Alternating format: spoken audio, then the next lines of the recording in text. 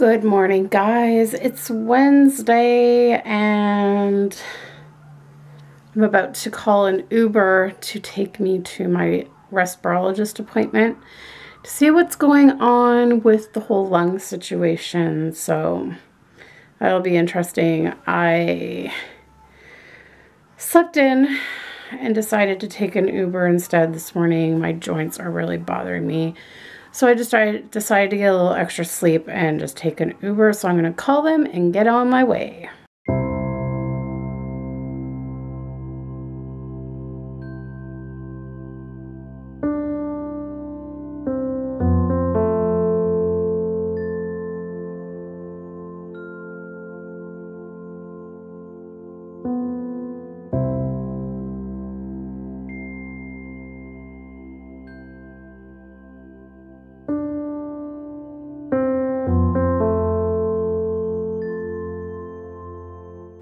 Okay guys, well, I am back home from my doctor's appointment and I guess it went well in terms of, once again, this new doctor being super thorough, which I'm really thankful for. Oh, and that last clip you saw, I got a strawberry banana smoothie at the hospital. It was really good.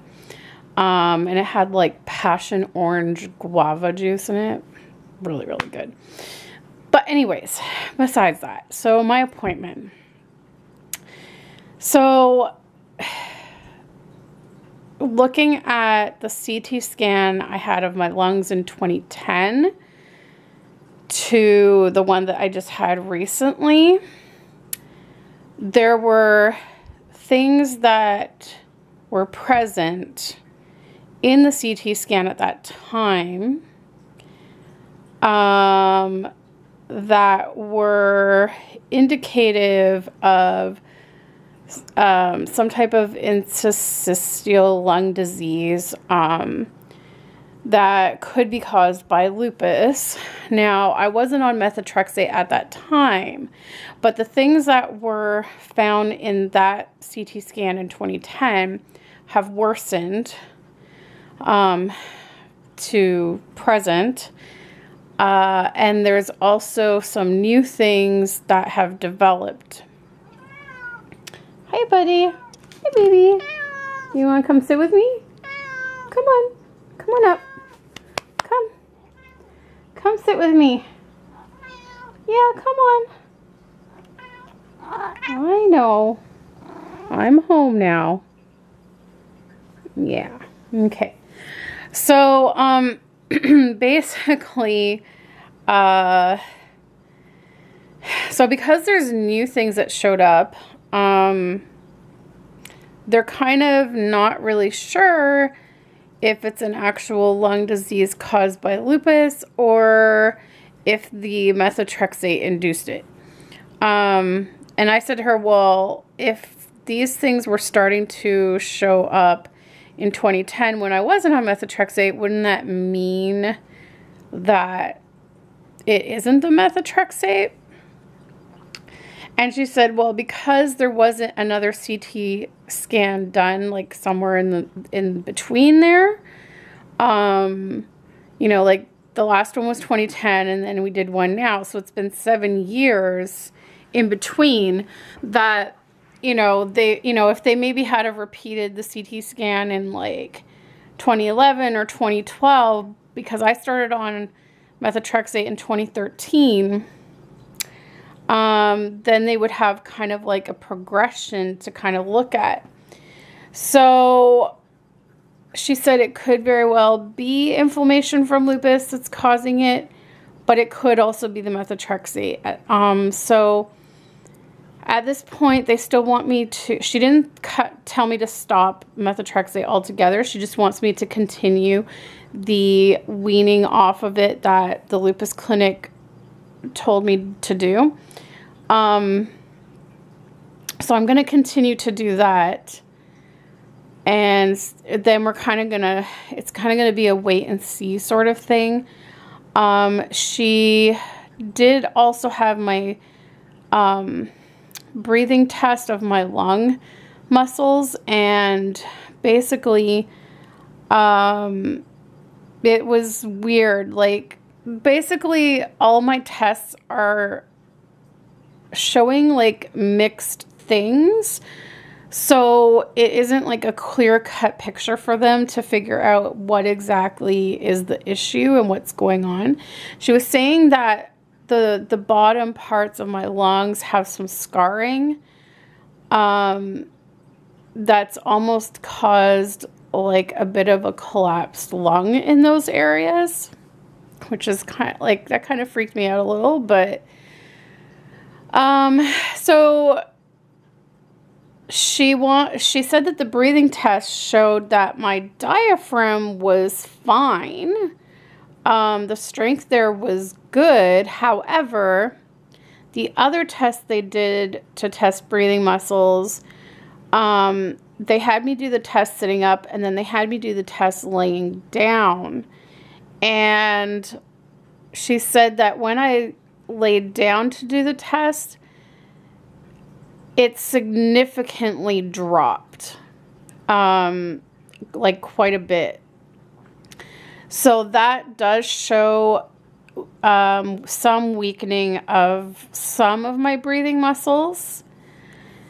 And yet the diaphragm test showed that the diaphragm was fine. So she wants me to have an ultrasound of my diaphragm to check for like further and more in depth, and just have like an actual look at it. And I guess like ultrasound of some of my other breathing muscles. So that, I was like, oh, okay. So I have to have that done. I have to wait for them to give me the appointment for that. Unfortunately, they said it might be quite a wait. Like the secretary said she's going to reconfirm with my doctor if she wants it like urgently. If it's urgent, I might be able to get in sooner, but otherwise it might be quite a wait. I don't know how long of a wait, but she said that they're pretty booked up.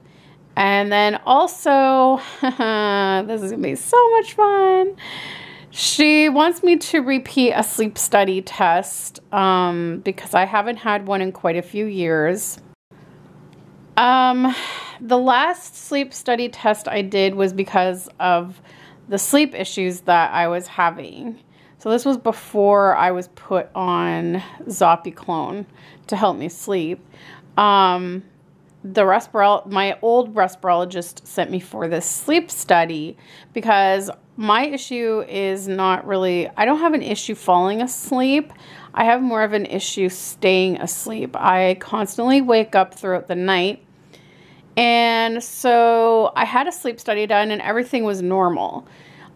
I didn't have sleep apnea, nothing like that. And so the assumption was made that because it took so long for me to initially get a diagnosis, I was in so much pain in my body for like almost a full year before getting put on any kind of treatment that helped when I got my first diagnosis in 2010.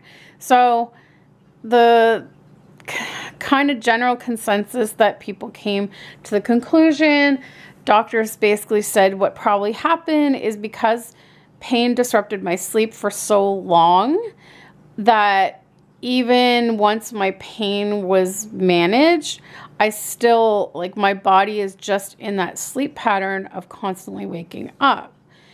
And we don't seem to be able to fix that. And, you know, sometimes I do actually have pain that keeps me awake, but there's some nights I go to bed pain-free and I still sleep the same way.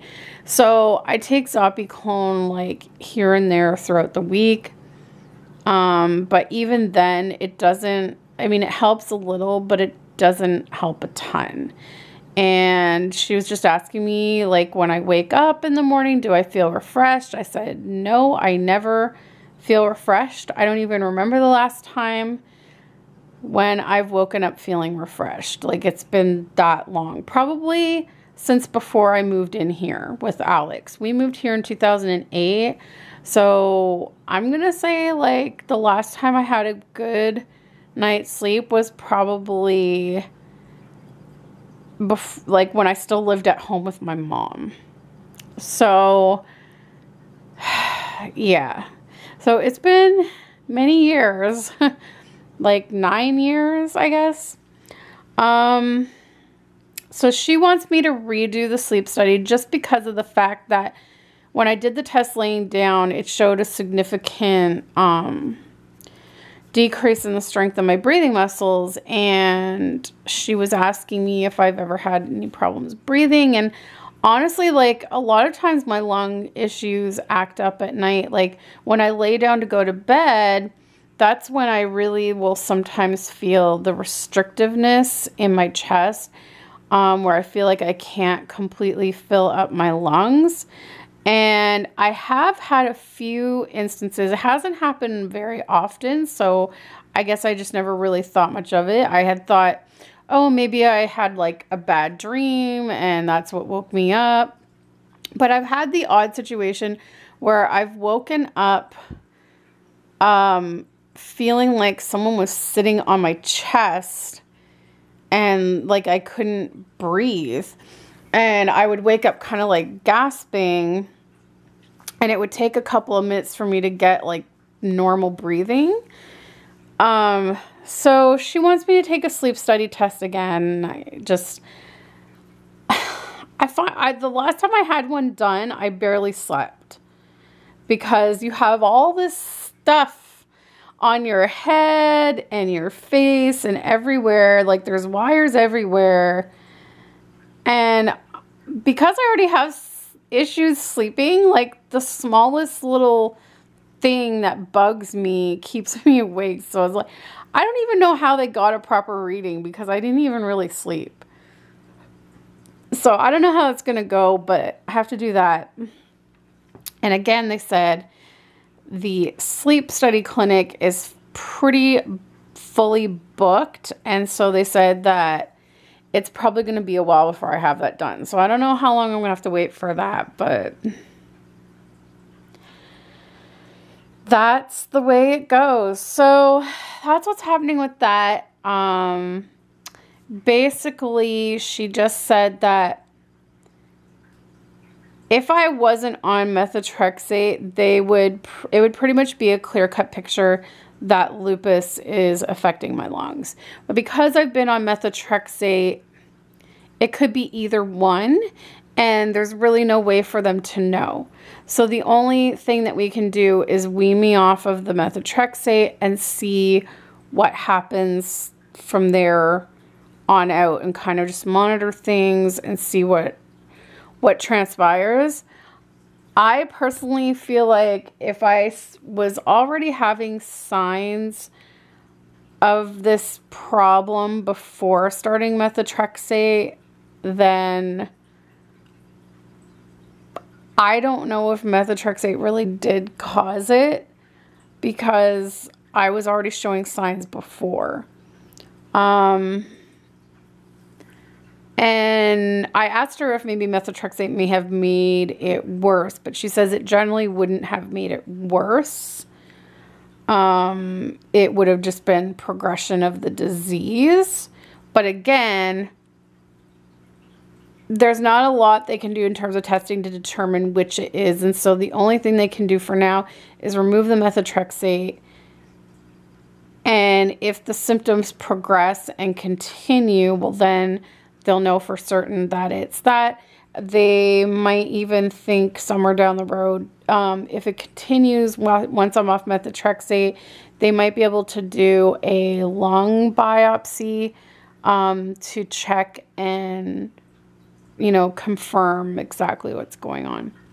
So that's the news with that. And now I need to get laundry done. Yes, laundry is piled up and no one is home right now upstairs. So I'm going to grab a hold of the laundry machine while I can, because they usually hog it. As you guys know, the people that live upstairs, they hog that laundry room like there's no tomorrow. And we basically have to jump in there at whatever chance we get. So I'm going to get started on the laundry.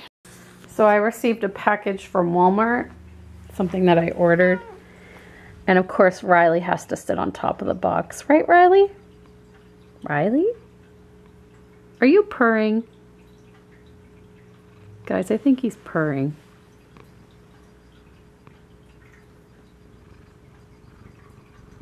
Are you purring? You are. You're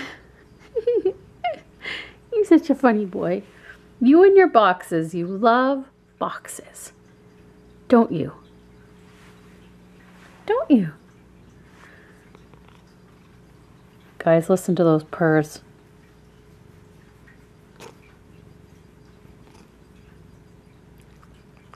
No? It's hard to hear. I can hear them.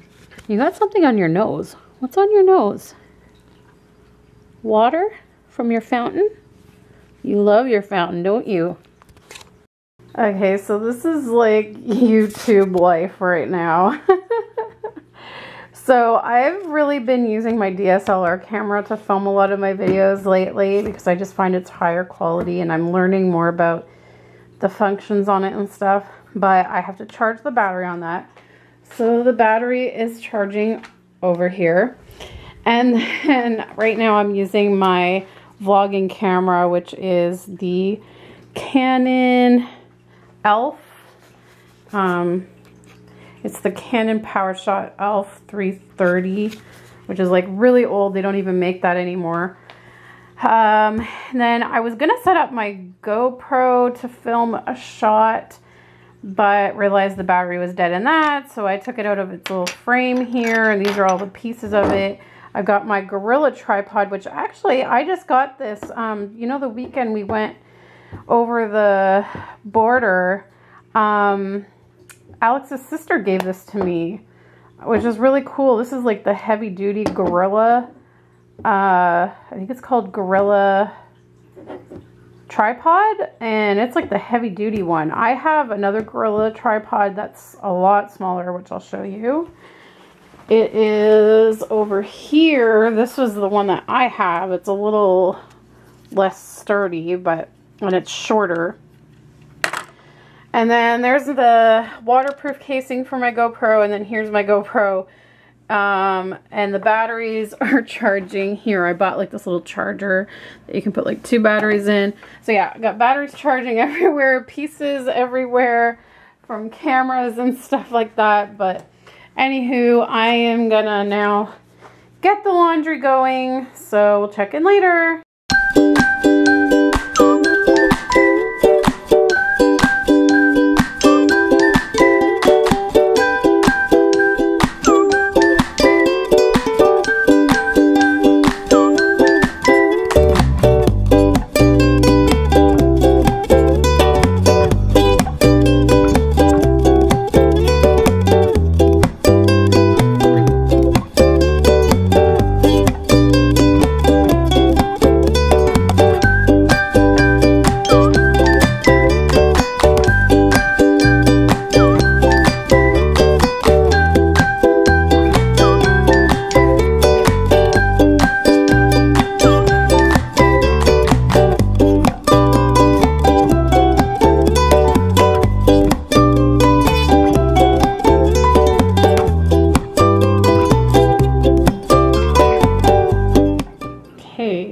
I'm gonna make broccoli mac and cheese casserole.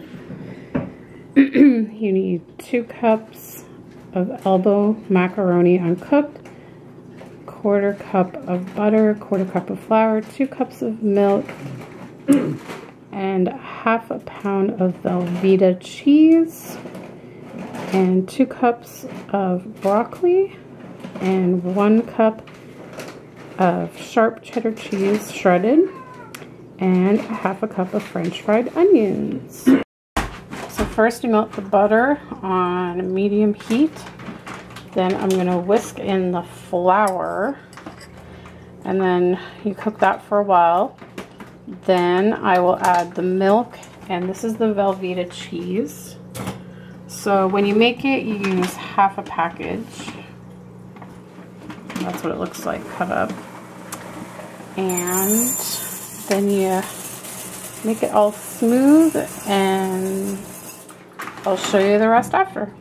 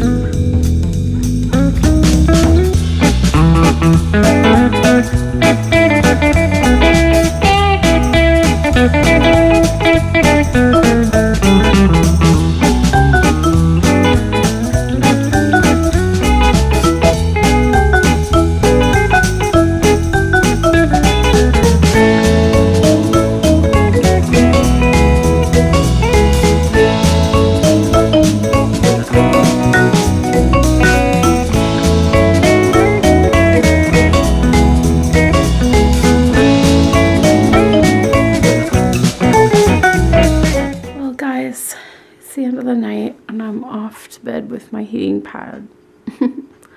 I have to get up for work tomorrow.